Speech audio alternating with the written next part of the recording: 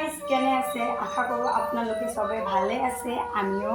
ভালে আছোঁ তো আজি মই ব্লগ ষ্টাৰ্ট কৰিছোঁ এছএমিজ তো আশা কৰোঁ আপোনাক চবকে ভাল লাগিব তো প্ৰিপাৰেশ্যন দেখি গমটো পাইছে তো আজি হ'ব এটা ৰেচিপি দি তো আজি মই বনাইছোঁ মাছৰ জোল তো বলক আহক কেনেকৈ কি কৰোঁ আপোনালোকক দেখাই থাকিম গাইজ কিবা ভুল হ'লে ক্ষমা কৰি দিব কিবা যদি তো দেখামতে এটা তো কালি হাজবেণ্ডে আনিছিল মাছ তো মই ফ্ৰাই কৰি থৈ দিছোঁ কালি তেওঁলোকে খাইছে তো আজি এতিয়া বনাওঁ মাছৰ জোল তো পেন মই গৰম কৰি আছোঁ তেল অকণমান দি মাছখিনি মই ৰাতিয়ে ফ্ৰাই কৰি থৈছিলোঁ ধুনীয়াকৈ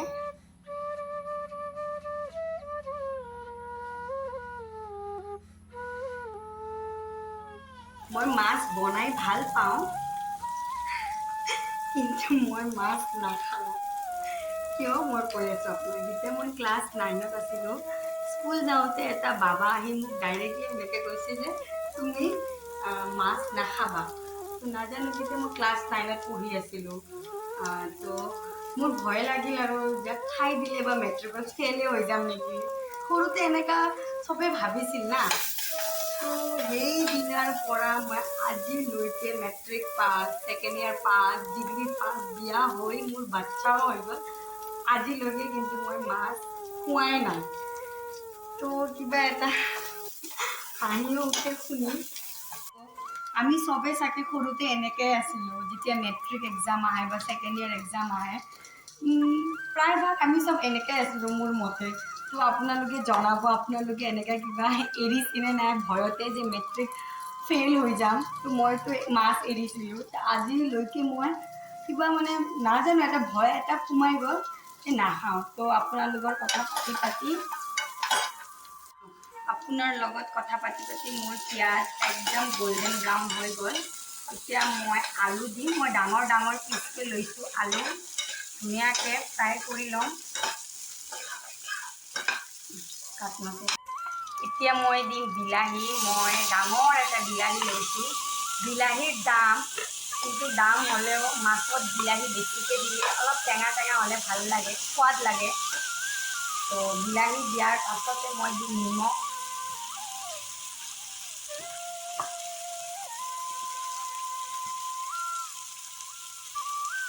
হালধি কাটিবা আদা নহৰু এনেকৈ লৈ লৈছোঁ কুটি ধুনীয়াকৈ মিক্স কৰিম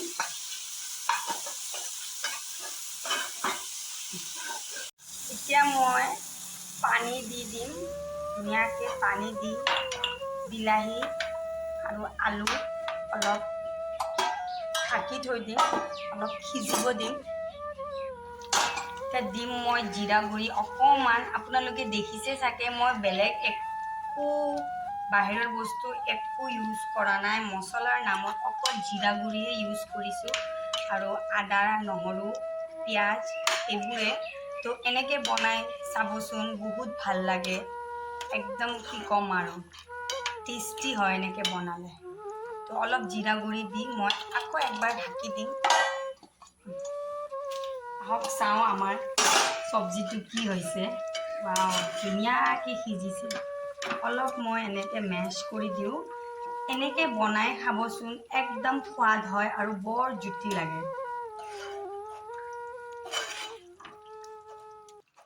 ধুনীয়াকৈ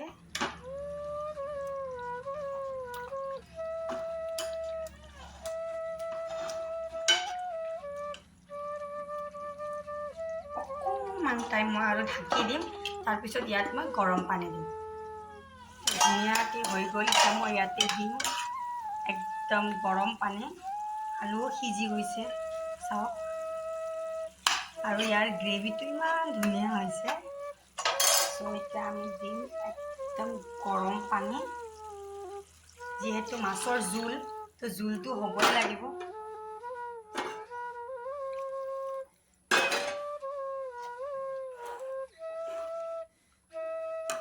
এতিয়া মই মাছখিনিও জোলত দি দিম এটা এটাকৈ।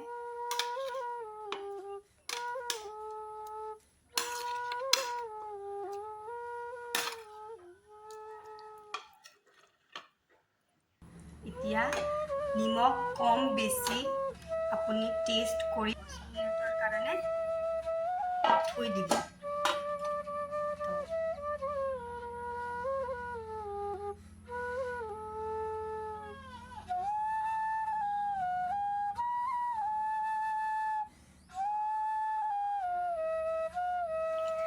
এয়াই চাওক, আমাৰ মাছৰ জোল একদম ৰেডি। আপোনালোকক কিমান জোল লাগে আপোনালোকে এই হিচাপতে কৰিব, মোক ইমানমান হ'লে হৈ যাব। আৰু আপোনালোকে ন'টিছ কৰিছে চাগে মই এই কেঁচা জলকীয়া দিয়া নাই, মানে মোৰ বাচ্চাও খাব না, তো সি জ্বলা দিলে মানে নাখাব, তো সেইকাৰণে এনে কাটি থৈ দি দিম, পিছত তাৰ খাব ইচ্ছা যাব এনে কেঁচাকৈ খাব। দিয়ক মই এতিয়া গেছ অফ কৰিলোঁ, এতিয়া মই কৰিম প্লেটিং।